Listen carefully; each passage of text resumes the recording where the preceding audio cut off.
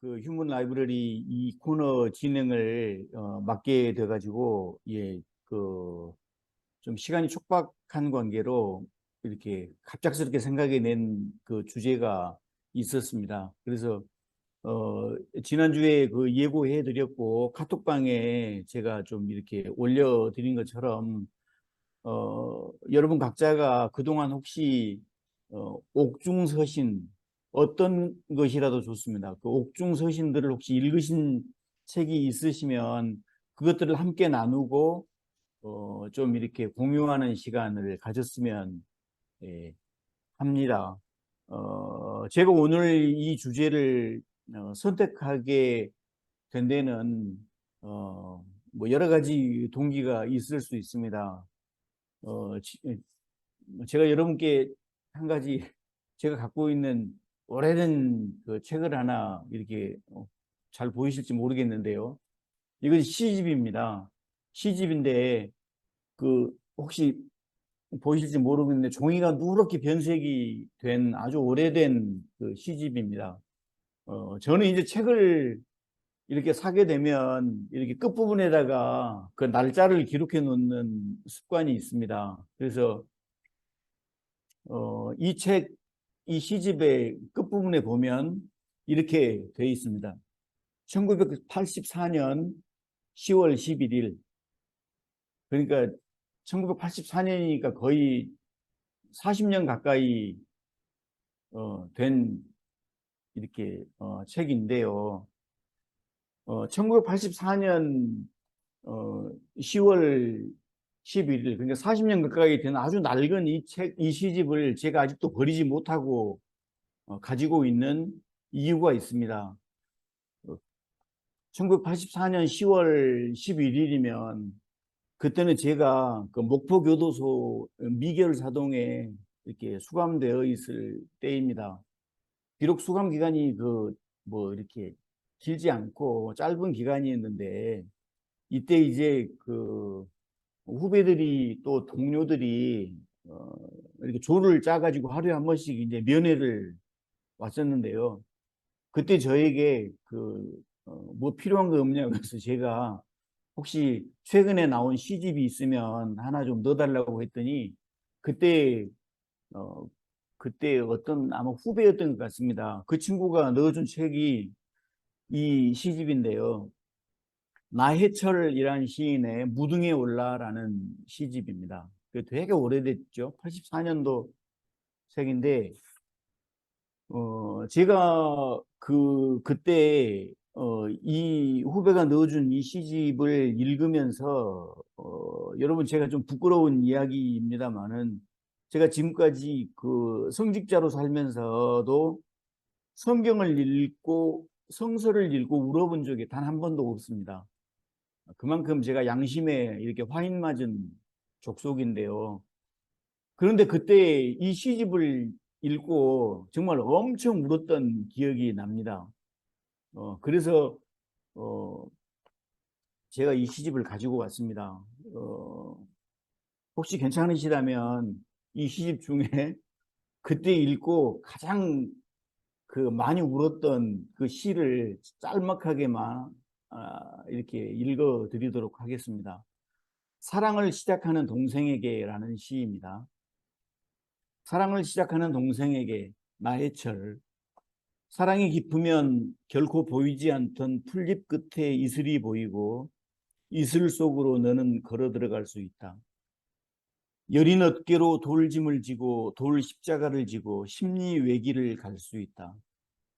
깊어지면 깊어질수록 너는 이 세상이 내 사랑만을 위하여 있다는 진실을 알게 된다. 내가 태어난 이 땅 위에 더불어 사는 사람들과 강물 같은 역사마저 이제 내 사랑만을 위하여 흘러왔음을 한순간 깨닫게 된다. 그리고 송두리째 몸과 마음은 이름 모를 전류 가득한 물결에 젖는다. 사랑은 크고 아름다운 것이기에 그 가슴은 작고 여리다. 가장 작은 것이 가장 아름답고 여린 것이 굳세다. 추한 것이 눈물겹게 아름답고 멀고 먼 타인들과 추상적인 역사와 꽃밭에 몇 송이 꽃 같은 우리들의 자유, 평화, 평등, 통일, 모국어들이 내 곁에 살같이 있게 된다. 그것으로 숨쉬게 된다. 첫사랑이 깊고 아플수록, 오래 기다리고 쓰러지고 일어설수록, 세상의 모든 것 중 하나라도 져버리면 사랑은 모조리 가버릴 수도 있다는 것을 알게 된다. 모두를 온전히 사랑하지 않으면 작고 여린 내 첫사랑을 결코 이룰 수 없다는 점을 알게 된다.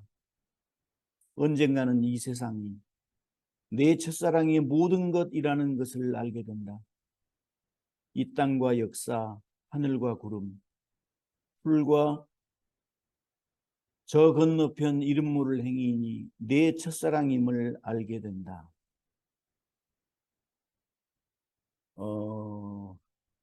오랜만에 읽어도 그때 그 기분이 좀 되살아나는 것 같아서 감정이 좀 약간 좀 이렇게 벅차오릅니다. 아마 글쎄요, 모르겠습니다. 그때 이 시를 읽었던 곳이 그곳이 아니라 제가 아마 그 밖에서 다른 대학생들처럼 똑같이 대학교 교정에서 읽었다거나 어느 다른 곳에서 읽었더라면 이렇게 크게 감동이 다가오지 않았을 겁니다. 제가 40년 가까이 이 시를 저는 거의 외우다시피 하고 있습니다. 그래서 사랑은 크고 아름다운 것이기에 그 가슴은 작고 여리다. 가장 여린 것이 가장 굳세고 추한 것이 아름답다. 뭐 이런 이 구절들이 너무 가슴에 막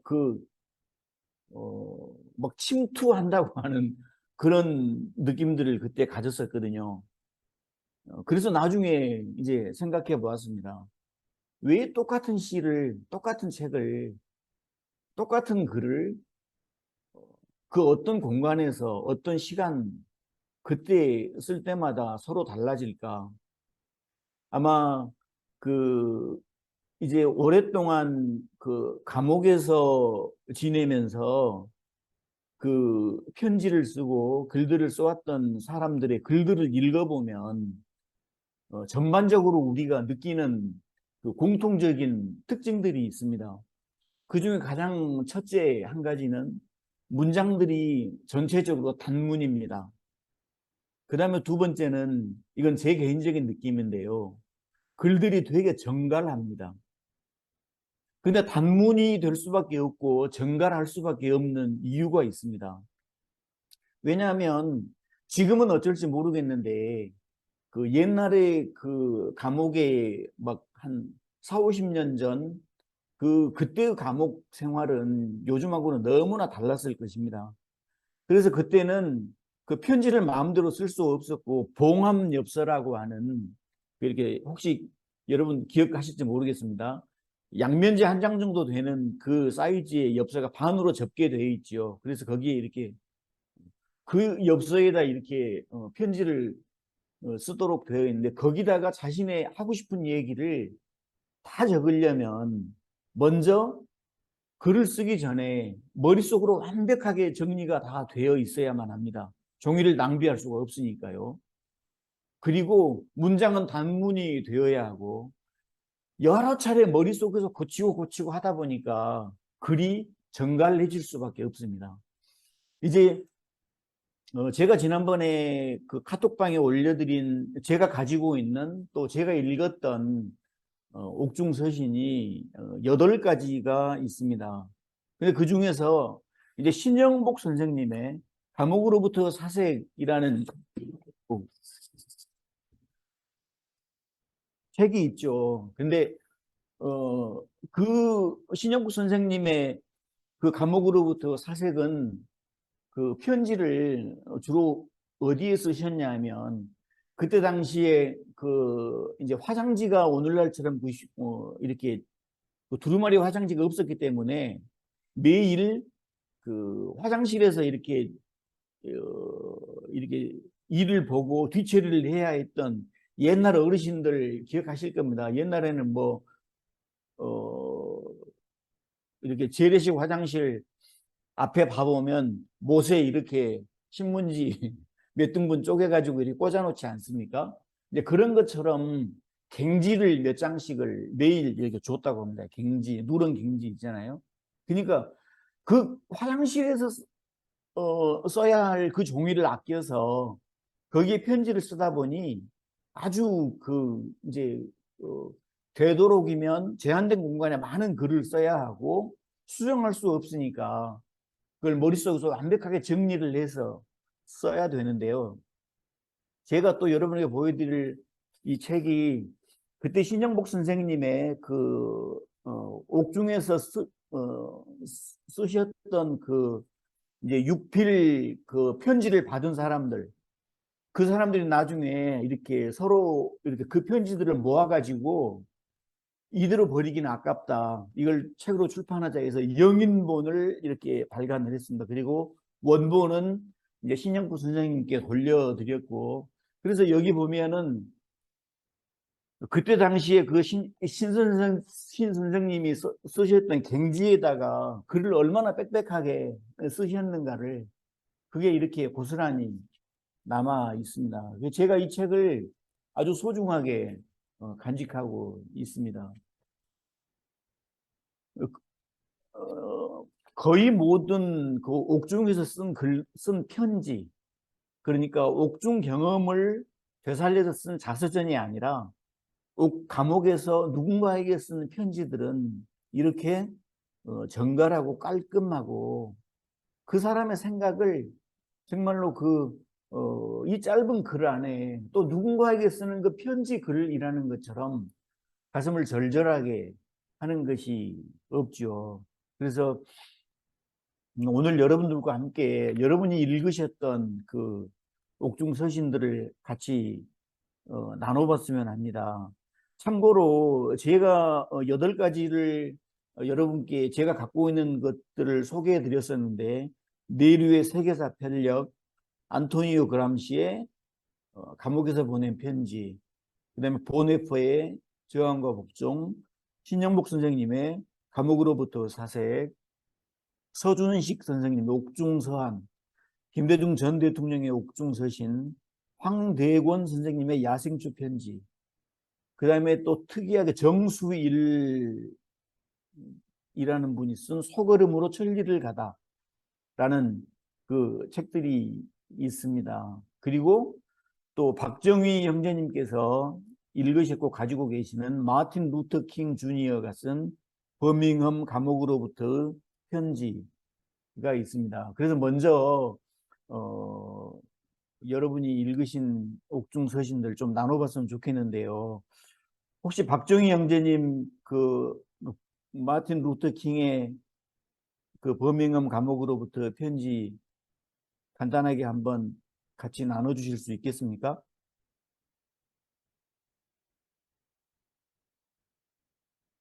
아, 네, 제가 예, 지금 뭐 다른 방에 뭐 좀 들어갔다가 예, 아, 예, 제가 그 책은 있는데 네, 어 여러분들 다 아시다시피 저 킹 목사님은 굉장히 이런 그 목회자이면서 사회 운동가이기도 하지만 굉장한 그 웅변가잖아요. 연설을 굉장히 잘하고 그 연설문이 그 문장이 굉장히 간결하면서도 힘 있는 그런 문장을 쓰시는 분인데 어, 저 버밍햄 그 시티 제일 시 감옥에 갇혔을 때 이제 보낸 그 편지가 이제 유명해서 그 글에도 이제 명문이 많다. 뭐 그런 평가를 받고 있습니다. 그렇게 길지 않기 때문에 여러분들이 다 언제 한번 찾으셔서 그때 인터넷에 올라와 있는 것 같아요. 찾으셔서 한번 직접 보시는 것이 어, 가장 그 좋겠다. 뭐 그런 생각을 합니다. 근데 제가 그냥 여기서 몇 가지 그냥 문구들을 좀 쉐어해 드리면은 이제 우리가 다 들어본 얘기실 거예요. 근데 아 어느 한 곳의 부정의는 모든 곳의 부정이다. 뭐 이런 얘기 있잖아요. 그러니까 어느 한 곳이라도, 이 세상 어느 한 곳이라도 불의가 있는 곳이 있다면 그것은 우리 모두의 불이다. 이 그 유명한 문장이 여기서도 나오고요. 그리고 제가 또 드리고 싶은 말씀은 오늘 김웅재 형제님이 굉장히 참신한 아이디어로 옥중 이제 서안이라고 하는 그 뭐라고 표현해야 될까요? 장르라고 할 수 있을까요? 이런 특별한 이 문필 장르를 갖고 우리가 생각을 나누는데 그 옥중서안이라고 하는 장르가 갖는 특징이 뭘까 이렇게 생각해 보면은 깊은 사색에서 나오는 글일 수도 있고 근데 꼭 그렇게만은 얘기할 수 없는 게 사람들이 저 이건 다른 건데 그람시 같은데 예, 안토니오 그, 그람시 예, 잠깐 죄송합니다. 올라왔네요. 예, 네. 그 한편으로는 그런 것도 있는 것 같아요.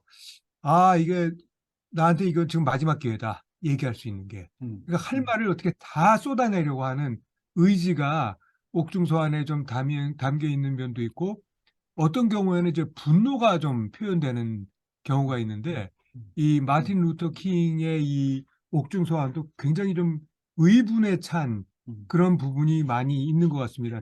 특별히 어떤 의분이냐면은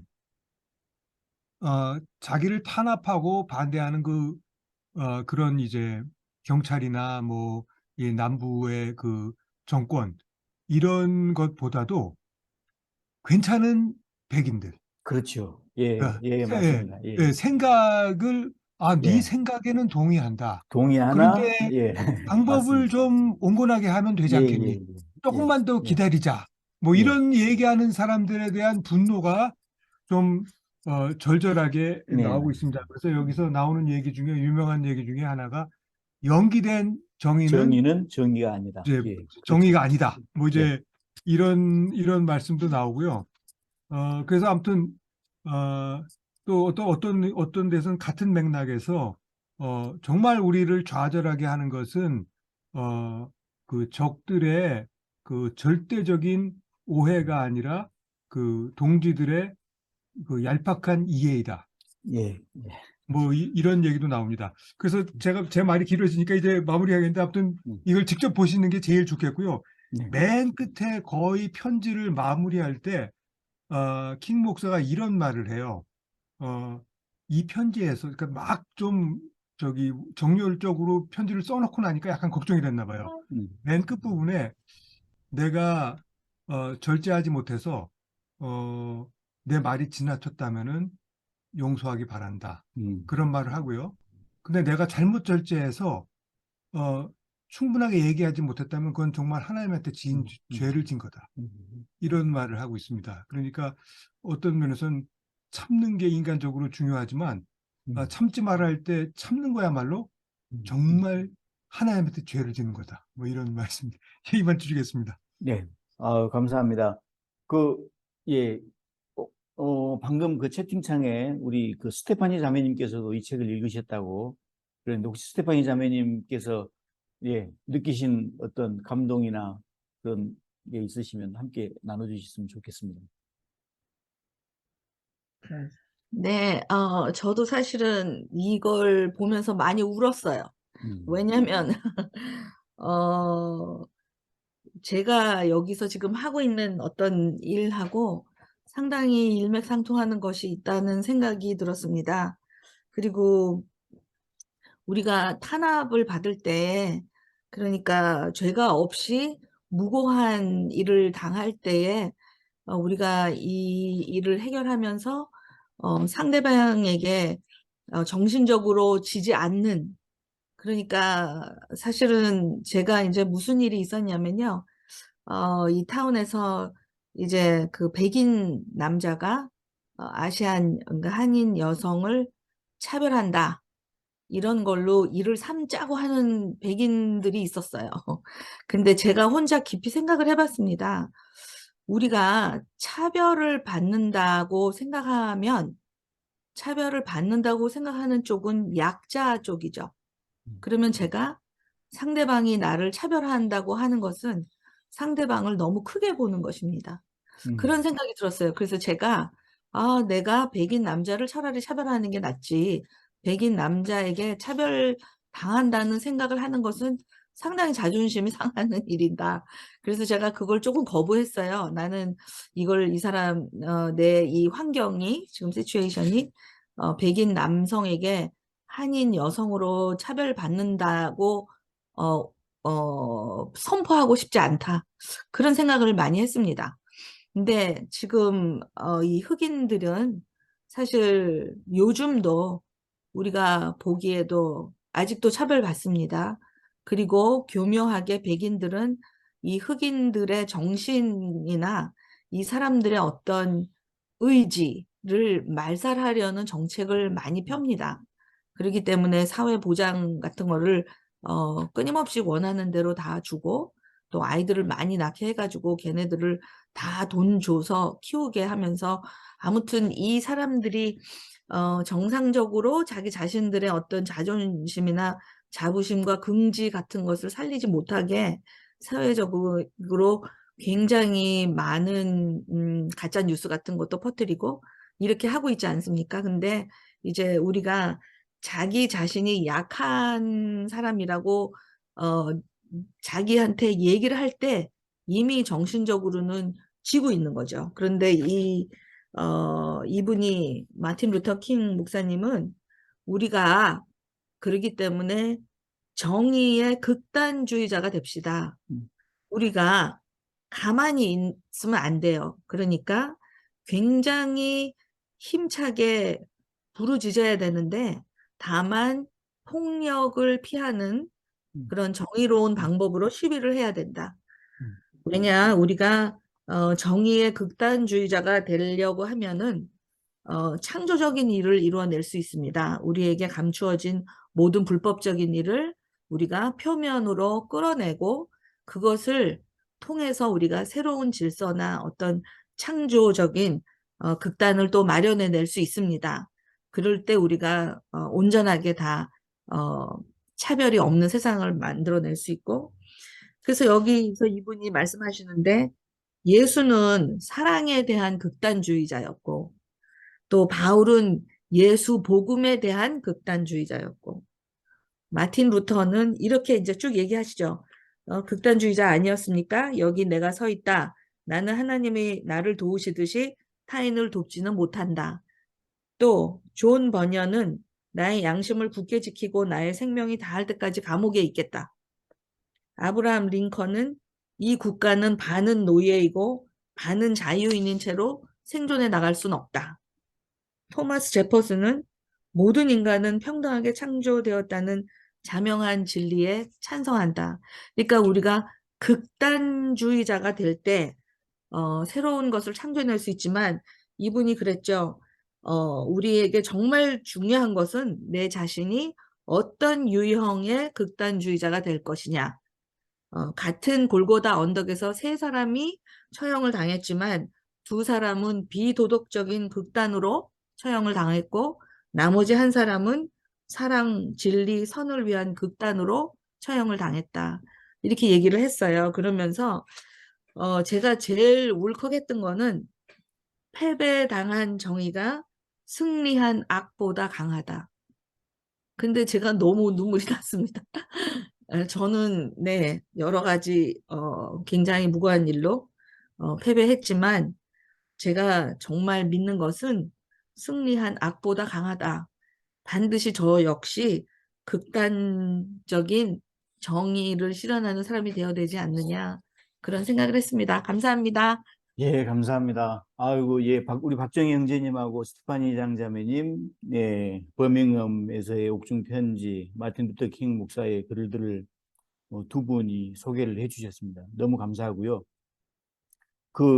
참고로 이제 우리 스테파니 장자매님께서는 이 책을 극단, 두 개의 서로 다른 극단에서 과연 우리가 어떤 쪽이 하나님의 뜻에 합당한가, 이 부분을 이제 그 부분이 와 닿으셨던 것 같아요. 근데 참고로 한번 제임스 콘이라는 유니온 신학교의 교수가 쓴 책 중에 그 마틴 루터 킹 대 말컴 X라는 그 책이 있습니다. 그래서 두 사람이 같은 시기에 흑인 인권 운동을 했는데 완전히 두 사람이 이렇게 극단으로 달리잖아요. 둘 다 암살당했고 이런 비슷한 삶을 걸어왔는데 한쪽은 또 기독교고 한쪽은 무슬림이고 한쪽은 우리 자체가 그냥 백인 사회에서 우리를 분리시켜달라.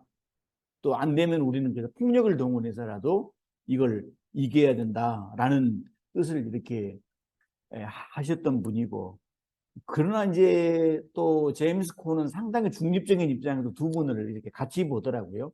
이것은 서로 나뉘는 게 아니라 하나의 목적을 향해서 가는 두 갈래의 길이라고 우리가 해석해야 된다라는 식으로 이렇게 이야기하고 있었습니다. 그래서 혹시 여러분이 시간이 되신다면 기회가 되신다면 그 제임스 콘이 쓰신 그 책도 한번 읽어보시는 게 도움이 될 것 같다고 생각합니다.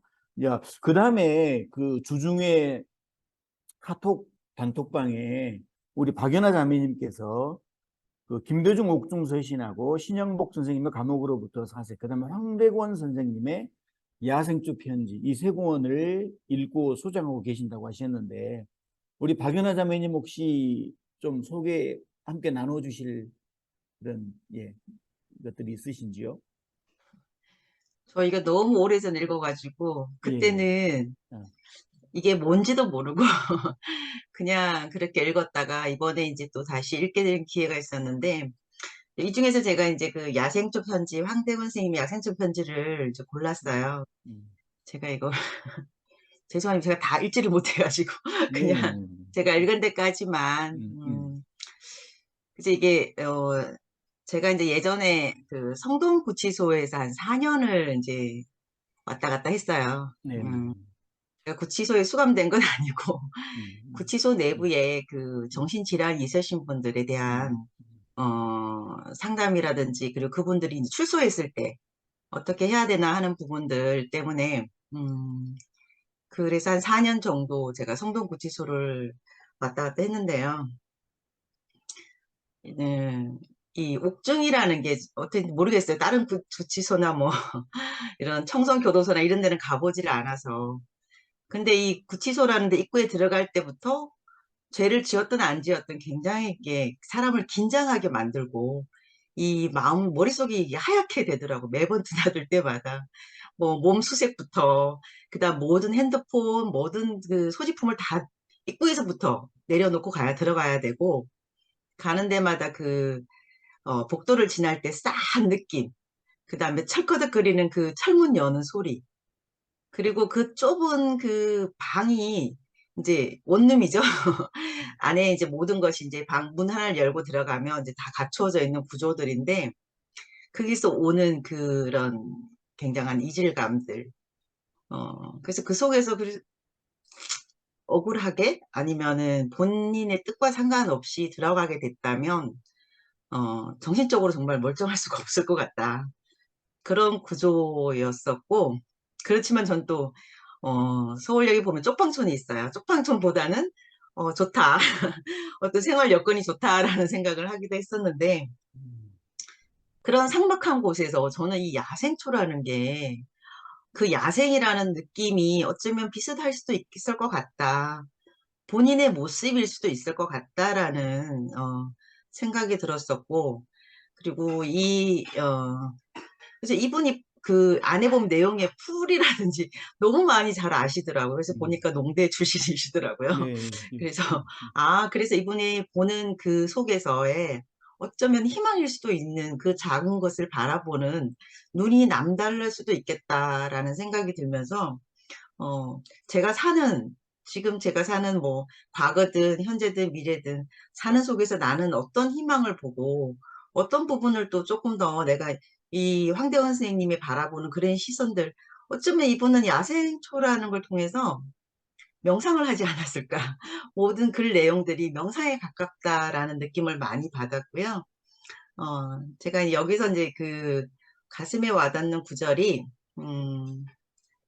그 열악한 생활 환경에서도 마음 먹기에 따라 얼마든지 풍요로운 삶을 꾸려 나갈 수 있다. 이런 점에서 삭막한 교도소에서 만나는 상처투성이 야생초들은 나의 삶을 풍요롭게 가꾸어주는 귀중한 옥중 동지가 아닐 수 없다. 어, 굉장하게 심오한 내용인 것 같았어요. 어쩌면 이분은 굉장히 열악하고 폐쇄된 공간에서 느낀 어떤 심성이지만 세상에 나와서도 이런 심성으로 제가 조금 더 제 주변을 보고 제 자신을 좀 보고 간다면 저는 훨씬 더 풍부한 그런 질 높은 삶이 되지 않을까라는 부분들도 많이 크게 느꼈고요. 그러면서 또 어떻게 살아야 되나 이분이 바라보는 그런 시선을 이 책 속에서 짧게 달지는 못했지만 가면서 같이 따라가는 그런 계기가 되었습니다. 네, 감사합니다. 예, 감사합니다. 제가 박인하 자매님 뭐 되게 반가웠던 것은 그 옥중서신들을 많이들 이제 읽으신 분들이 많거든요. 근데 황대건 선생님의 야생초 편지를 읽으신 분들이 별로 없어요. 근데 그 책을 읽으셨다고 하길래 제가 되게 반가웠습니다. 저는 이제 그 야생초 편지에서 가장 뭐에 꽂혔냐면 제목에서 꽂혔어요. 이제 나중에 그 책에 보면 그분이 왜 이 책을 야생초라는 이름을 붙였는가를 설명을 하시거든요. 보통 우리가 그 잡초라고 얘기를 많이 하지 않습니까? 그러면 이제 잡초하면 이름이 불려지지 않는 모든 풀들을 이제 잡초라고 이렇게 얘기를 하는데 사실 모든 풀들에는 이름이 없는 풀들이 없어요.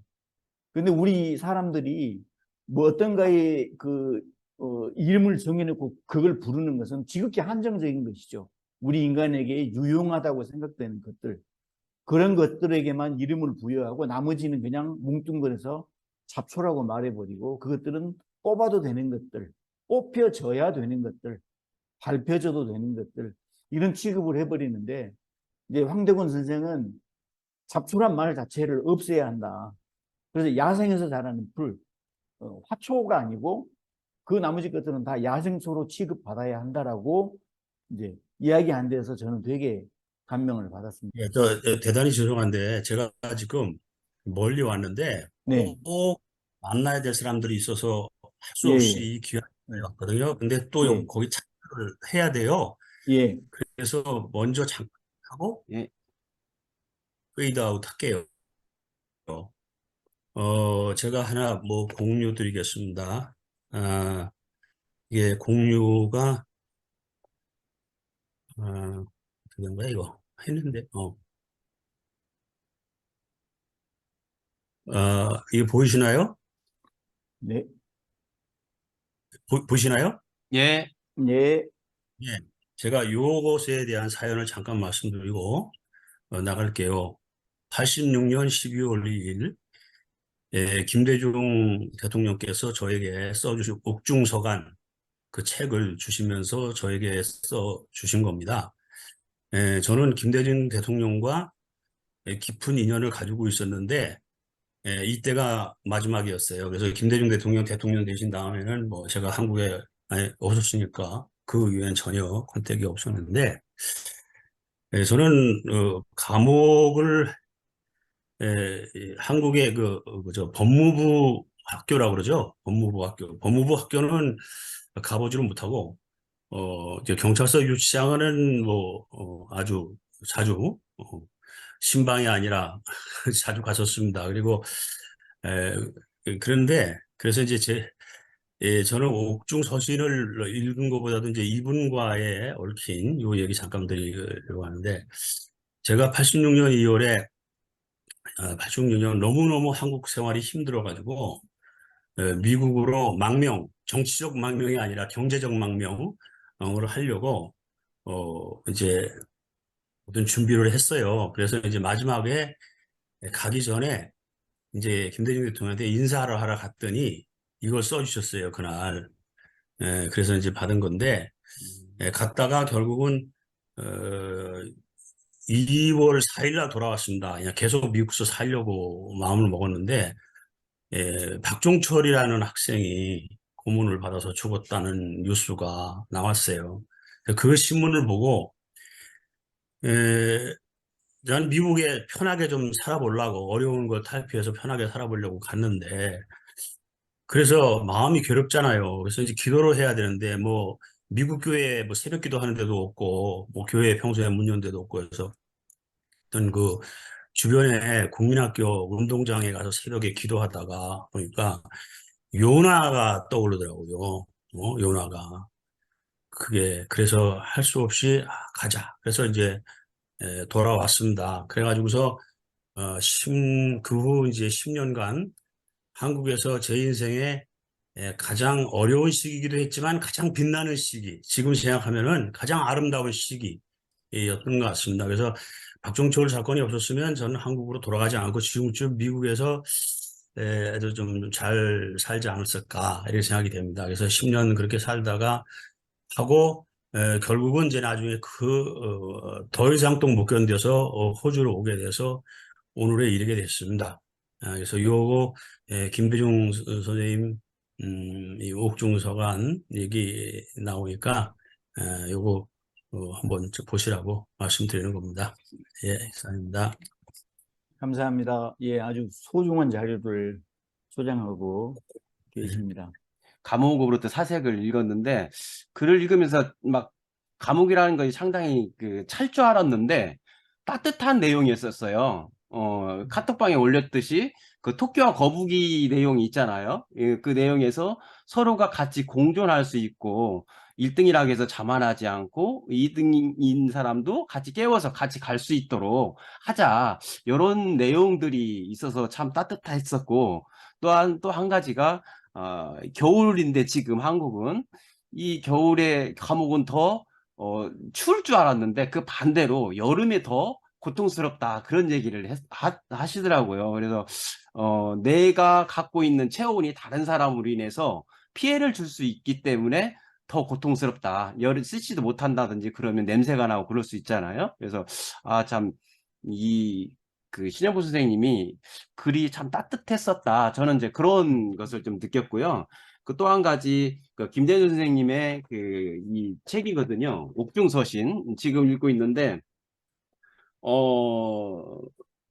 말 그대로 아까 얘기했듯이 이만해요. 이게 엽서까지 같이 있어요. 저는 이제 온라인으로 이렇게 읽었었는데 이제 구매를 한번 했거든요. 그런데 엽서에 보니까 여기 진짜 깨알같이 글씨를 썼더라고요. 너무 작아서 읽을 수가 없어요. 이 한 장에 와 이렇게까지 하는 거 쓴 거 보면 여기 옛날에 우표 있네요. 20원짜리. 불만 나차 이런 우표도 있는데 여하튼 이 김대중 선생님의 글을 읽으면서 모르는 것이 하나 발견했어요. 이분은 정치인인 줄 저는 알았었는데 상당히 크리스찬했었구나.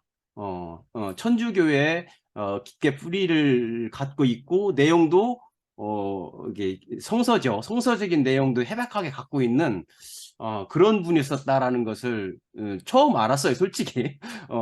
그래서 그분이 쓴 기독교적인 내용이 있었는데 그것만 제가 좀 감동이 있어서 세 가지만 간략하게 읽어드리겠습니다. 오늘이 기독교인이 가야 할 길은 명백하다. 첫째, 하나님이 하신 대로 이 세상을 사랑하고 개선 발전에 전력해야 한다. 둘째로, 예수께서 하신 대로 이웃을 위해서 특히 눌린 자를 위해서 십자가를 지고 사랑의 봉사를 다해야 한다. 셋째로, 내 이웃의 하나님 아들을 위해 헌신하지 않으면서 그 아버지인 하나님을 사랑한다는 발인세인적인 위선에서 탈피해야 된다. 막 이렇게 쭉 있는데 이 세 가지가 참 마음에 와닿았어요. 내 이웃을 사랑해야 된다는 그런 부분에 대해서. 그래서 이번 주제를 통해서 나머지 세계사 편력도 한번 같이 읽어보기를 원하고 좋은 시간이었습니다. 고맙습니다. 예, 감사합니다. 박선배 형제님 아주 귀한 또 체험을 또 함께 나누어 주셨습니다. 군산의 문영훈 형제님께서 마이크를 켜셨는데요. 예, 저도 김웅재 우리 신부님 덕분으로 옥중서신 요거 예, 정수일. 예. 예. 아니 되게 옥중서신 쓰신 분들이 예. 뭐 하여튼 세계적으로 국내적으로 아주 유명한 분들인데 요 분은 제가 이름을 처음 들었기 때문에 한번 사서 지금 한 절반 정도 읽었는데요.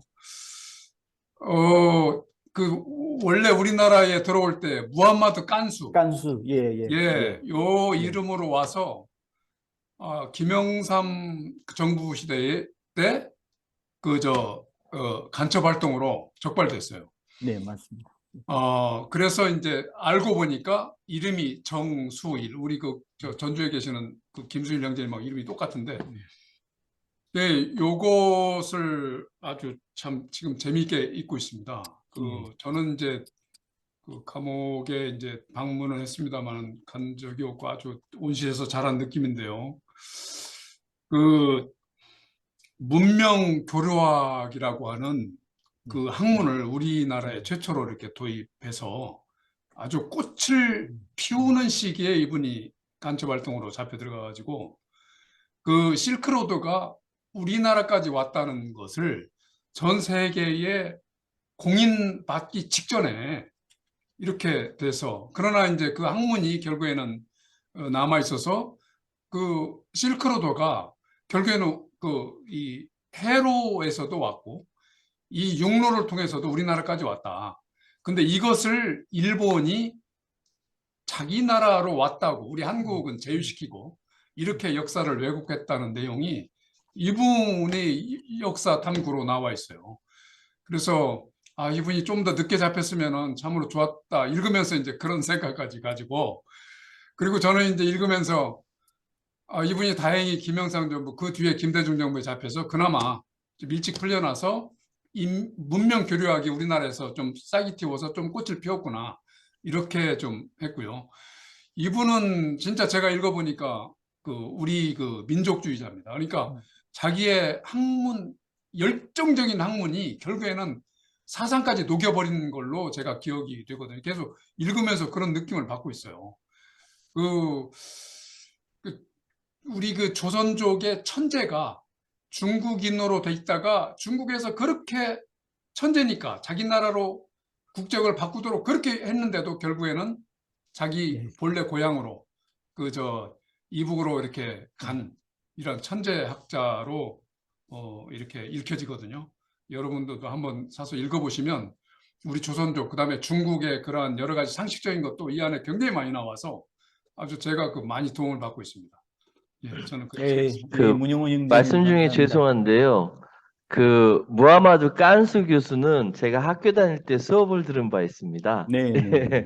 그러셨군요. 그리고 예. 그때 무하마드 깐수 교수님이지 정수일이라 상상도 못했고요.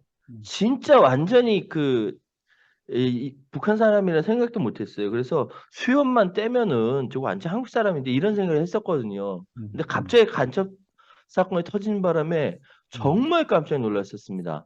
그때 이슬람 쪽과 한국의 문화교류사 같은 거 이런 것들 계속 강의하셨던, 우리로 봐서 참 슬픈 역사이긴 한데 나중에 정수일이라는 이름을 다시 찾으셔서 다행이다라는 생각을 했고요. 당국대학교 출신들은 그때 깜짝 놀랐어요. 이후에 많이 존경하고 있습니다. 예. 네, 이제 제가 그분 제자들로부터 들은 이야기는 박사과정 학생들이 박사 논문을 지도받다가 이분이 이제 이렇게 끌려가서 구속되는 바람에 나중에 검사가 업적을 충분히 인정해줘서 박사과정 제자들이 면회 와서 특별 면회실에서 논문을 지도해줬다는 그런 일설도 있습니다.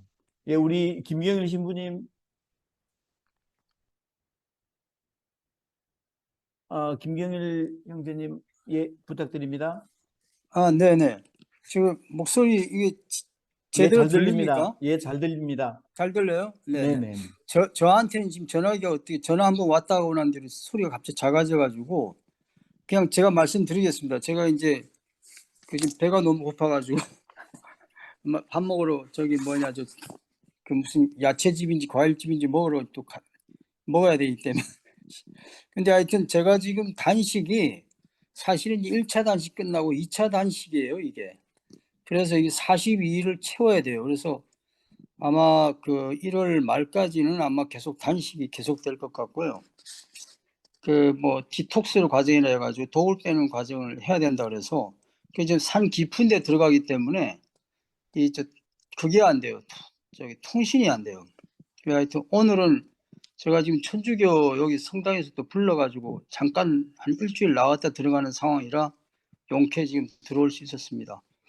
제가 지금 또 나가야 되니까 제가 좀 아까 좀 하고 싶은 얘기는 그 일단 하여튼 그 저의 뭐 이제 신념이라 그럴까요? 그 극단적이란 말이 나와서 저도 좀 굉장히 이거 좀 공감이 갔는데 그 이렇게 기득권이 완전히 고착된 세상을 흔들려면 극단적이 아니면 안 되고 그래야 그 세상을 변화시킬 수 있다. 이게 저희 신념입니다. 그래서 저보고 전부 다 하는 말이 왜 그렇게 사람이 그렇게 극단적이냐. 이제 그런 말을 제가 들었어요. 야, 우리는 옷 자체가 까만색하고 흰색밖에 없지 않냐. 나 그냥 극단적으로 살란다. 이런 얘기를 했는데, 뭐, 그거는 뭐 저의 좀 지나친 어떤 좀 뭐랄까, 뭐 타고난 성격인 것 같고요. 저는 그 황대군에 대해서 한번 얘기를 한번 해보고 싶어요.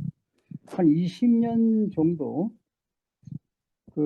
이제 친구가 됐는데, 원래 이 친구하고 친구가 된 거는 제 연극반 옛날 대학생 때 연극반 친구가 이제 부도를 40억 내서 감옥에 있는데 그놈이 2년 선고를 받았는데 한 1년 살고서 저한테 연락을 했더라고요. 이제 제가 모르게 있다가 그 황대건이 어릴 때 친구라고 좀 특별 면회를 와달라. 그러면 한 30분이나 1시간 그냥 직접 이렇게 창살 없이 만날 수 있거든요. 교도소장하고 같이. 그래서 이제 황대건을 수소문해가지고 그때도 몰랐어요 저는. 근데 하여튼 만나서 같이 이제 그 면회 갔다가 그날 그 감옥에서 나오면서 황대건이 나보고 친구하면 안 되겠냐. 그래서 내가 몇 살이냐 그러니까 나보다 1살 어리더라고요. 그래서 야, 그냥 형으로 불러라. 1살 차이는 굉장히 크다. 그랬더니 그냥 친구 하자고 좀 우기더라고요. 그래서 그럼 앞으로 잘해 이러고 이제 친구가 됐습니다. 근데 이 친구를 내가 지금 한 20년 겪어보니까 사람이 굉장히 열해요. 왜 간첩인 그걸 받아들였냐 하니까 한 60일간 넘게 이렇게 막 통닭구육부터 시작해서 온갖 고문을 다 받았는데 그 고문을 이제 신혼이 때 애 난 그 깐난이가 있는 상태에서 자기 아내한테 고문을 하겠다. 그러니까 그걸 받아들인 거예요. 너무나 참 가슴 아픈 얘기인데 전 노안이 그런 놈인 거예요. 그리고 보니까 이 친구가 감옥 생활을 오래 해서 그런지 원래 그런지 모르겠나 하여튼 거절을 못해요. 이 사람이 너무 반듯하고 뭐 이렇게 모르겠어. 자기가 잘 몰라서 혹시 거짓말이 나왔을는지는 모르겠지만 마음 먹고 거짓말하는 걸 한 번도 본 적이 없어요. 그러니까 참 이런 사람이구나. 그리고 야식주 편지도 제가 자기한테 나와서 써서 나온 걸 주길래 읽어봤는데 그림 잘 그리더라고요. 그림 너 진짜 잘 그린다 그러니까 원래 초등학교 때부터 그림을 잘 그려서 화가가 될 생각도 했었다 그러더라고요. 근데 지금은 그런 야생초를 못 그린대요. 집중이 안 돼서 생활이 번다하니까. 하여튼 그래서 그 책에 나온 배경을 이렇게 쭉 들어보니까 정말 감옥 생활도 엄청 투쟁을 하면서 살았고 이빨 다 빠졌고 그런데 어쨌든 그러다가 죽을 것 같더래요. 그래서 이제 야생초를 관찰하는 걸로 인생을 풀어갔다 그러더라고요. 근데 하여튼 이 친구의 문제는 뭐냐면 거절을 못 한다는 거. 그래서 좀 사회화가 좀 덜 돼가지고 그래서 할 수 없이 저도 뭐 사회화가 안 되는 사람이고 그래서 그 사회학 교수인 친구를 불러서 이사회를 만들어서 모든 건 네가 결정하지 말고 중요한 건 이 사회를 고쳐라. 이사회에서 반대한다고 해라. 지금까지 그 관계를 유지하고 있습니다. 근데 이제 황대건은 요번에 한 18억을 받았어요. 보상으로 무죄가 되면서. 근데 그 중에 3분의 1은 그 신혼 때 자기가 간첩이 되면서 도망치듯이 프랑스로 이혼하고 갔는데 그 아내에 대한 미안함으로 6억을 주고 또 자기가 키우지 못한 아들에게 또 6억을 줬다 그러더라고요. 나머지는 이거는 이제 피해값으로 받은 돈이니까 이제 그 공의를 위해 쓰겠다. 이 공동선을 위해 쓰겠다 그러더라고요. 이 황대공이라는 사람은 어쨌든 그렇게 좀 뭐가 분명한 사람이에요. 고집도 엄청나게 세고. 근데 그 황대군은 제가 만나보니까 이 친구는 사상을 만들 수 있는 능력이 있는 사람이에요. 예, 그래서 그 친구가 어떻게 앞으로 사상을 전개해 나갈지 굉장히 궁금하고 저도 또 뭐 기초생활수급자라 경제가 어려운데 하여튼 그 친구 이름으로 출판사를 차려가지고 이제 네가 버는 돈은 네가 가져가고 내가 책 파는 건 내가 가져간다 이래가지고 지금 운영하고 있어요. 근데 뭐 운영이 안 되는 게 책을 그냥 나눠주고 있기 때문에 또 뭐 팔고 뭐 이런 건 아니고요. 하여튼 제가 좀 회복시 끝날 때까지 좀 아마 1월 말까지는 꼼짝 못하니까 1월 29일 예배 그걸 위해서 제가 좀 신경 쓰고 있겠습니다. 지금 거기는 책도 없고 뭐 아무것도 없어서 책 2권 가지고 방송해가지고 이 모임에 제가 성실하게 참석 못하는 거 용서해 주시고 하여튼 제가 또 책 읽기를 싫어해요. 하여튼 저는 그냥 듣는 걸로 하겠습니다. 죄송합니다. 지금 나가야겠습니다. 감사합니다. 예, 감사합니다. 아주 귀중한 경험을 말씀해 주셨습니다. 예. 아이고, 황대건 선생님 뭐 친구였군요. 그 황대건 선생님의 야생초 편지를 읽어보면 재밌는 대목이 나오는데요. 이분이 그 감옥에서 자신의 몸을 그 아픈 부분을 치유하기 위한 방법으로 그 자신의 오줌을 받아가지고 그걸 이렇게 이렇게 오랫동안 놔두면은 좀 이렇게 뭐가 밑으로 가라앉고 이렇게 하나 봐요. 그걸 마셨다고 그런 대목이 나옵니다. 그래서 이게 실제로 효과가 있느냐 없느냐에 대해서는 뭐 잘 모르겠는데 있다고? 먹어봤어? 뭐 먹어보지도 않았으면서 저렇게 난리야. 죄송합니다. 예, 너무너무 오늘 정말 저만 그런지 모르겠는데 너무 알차고 좋은 시간인 것 같습니다. 귀중한 시간인 것 같습니다. 그럼 뭐 이렇게 시간 많이 갔다고 누가 타박하는 사람도 없고요. 예, 그래서 정말 너무 행복하고요. 어느 정도 이렇게 이렇게 책들이 많이들 소개가 된 것 같습니다. 박정석 자매님 아까 네네. 마이크 켰었습니다. 예. 마이크 켰어요, 박정숙 자매님? 아니, 그냥 넘어갈게요. 그냥 넘어가신다고? 예, 네. 알겠습니다. 말씀하셔도 되는데. 이제, 그러면 마지막으로 이제 언급이 안 된 책이 한 권이 있는데요. 서준식 선생이라는 분이 쓴 옥중서한이라는 또 이제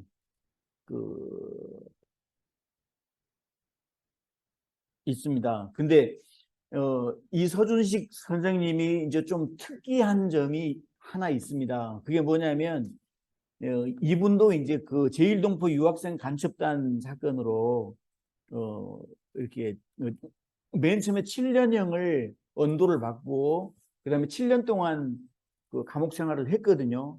그러면 이제 만기가 됐으니까 출소를 해야 되는데 그때 새로운 법이 하나 생겼는데 사회안전법이라는 법이 생겼어요. 그래서 이렇게 사상범으로 투옥이 돼서 출소하는 사람들은 반드시 전향서를 쓰도록 그렇게 했습니다.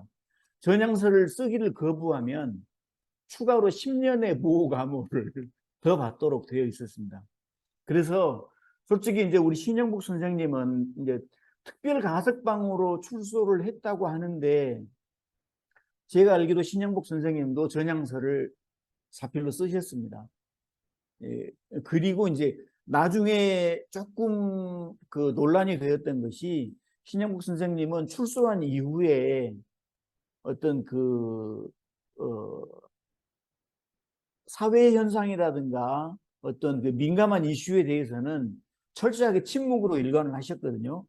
그래서 이제 그 부분에 대해서는 많은 사람들이 이렇게 여러 가지 설왕설래들이 있는데, 아무튼 이 서준식 선생은 그 7년 만기 출소하는 시점에서 이제 전향서를 써야 하는데 전향서 쓰기를 거부했습니다.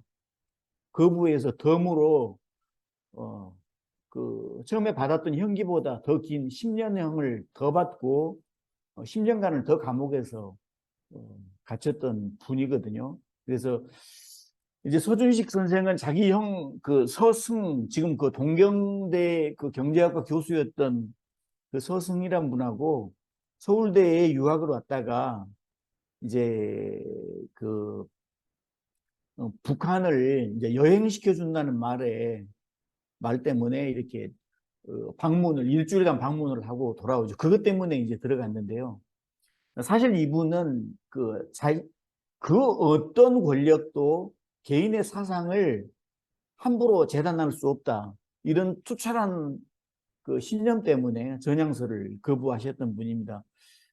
제가 솔직히 가장 감명 깊었던 이 책 중에서 감동을 받았던 옥중서신 두 권을 골라라 하면 신영복 선생님 책하고 서준식 선생 책을 저는 이제 꼽습니다. 그래서 혹시 여러분 기회가 되신다면 서준식 옥중서한도 한번 읽어보시는 게 좋을 것 같습니다. 정영민 형제님, 마지막으로 하실 말씀 있으십니까?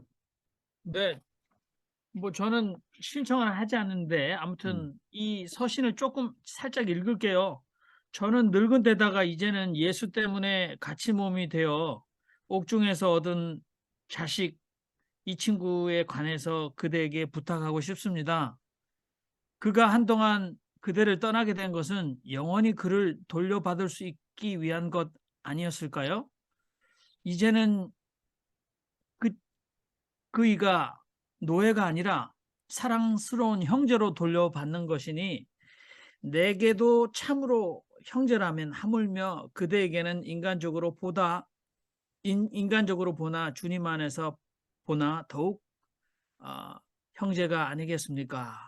그러므로 그대가 나를 동지로 여긴다면 그를 나처럼 받아들이시오. 네, 1969년 전에 옥중서신 사도 바울입니다. 뭐 별로 안 좋아하시는 분도 계셔가지고 안 하고 싶었는데요.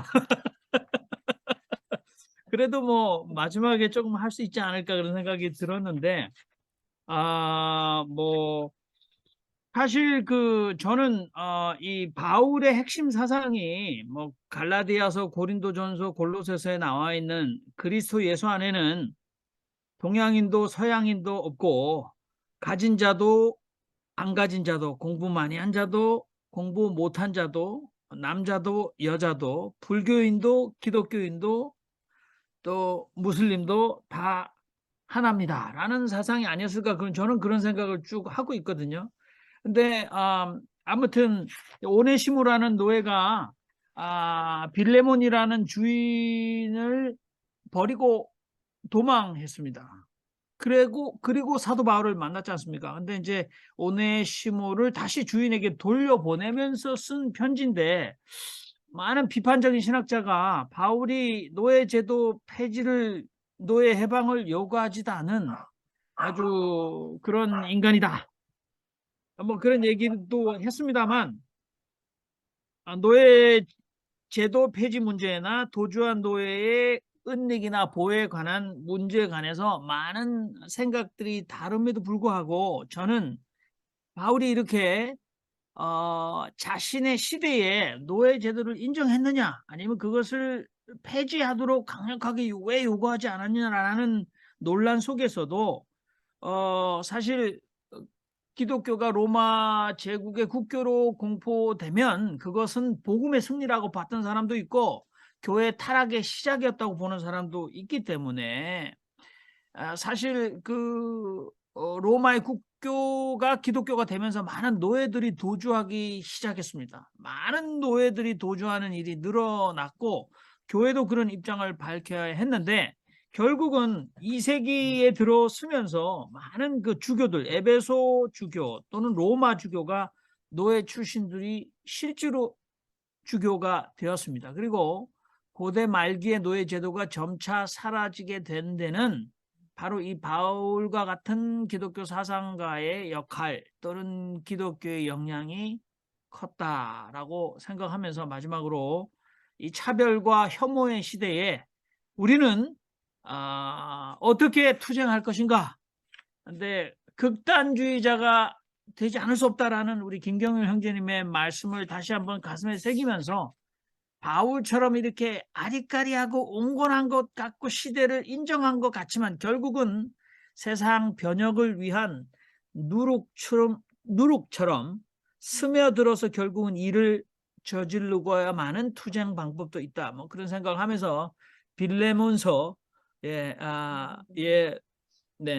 이상입니다. 감사합니다. 예, 감사합니다. 예, 직업은 못 속인다. 예, 바울의 옥중서신 또 이렇게 소개해 주셨습니다. 저는 개인적으로 바울의 옥중서신 중에서는 이제 바울의 옥중서신의 그 이제 총 그 결말을 이제 그 디모데후서에서 겨울이 오기 전에 그대는 나에게 오시오. 그 대목을 많이 잡고 싶습니다. 그러면서 이제 자신과 그 선교 여행 중에서 도망친 마가도 나에게 데리고 오시오. 즉 용서를 이야기하는 거 아니겠습니까? 예. 그런 것들도 많이 좀 기억이 납니다. 이제 시간이 꽤 많이 돼서 정리할 시간이 된 것 같습니다. 제가 처음에 서두에 나이철 선생의 시를 읽으면서 시작을 했는데요. 이제 마무리를 하면서 제가 신영복 선생님의 글 중에서 가장 좋아하는 글이 그 청구의 추억이라는 그 글입니다. 이걸 한번 꼭 읽어보시기 바랍니다. 인터넷에 치면 그냥 전문을 다 읽을 수 있거든요. 청구의 추억. 제가 가장 좋아하는 글인데 그 글의 맨 마지막 문장을 읽으면서 오늘 감명 깊었던 옥중서신 편을 마무리하도록 하겠습니다. 언젠가 먼 훗날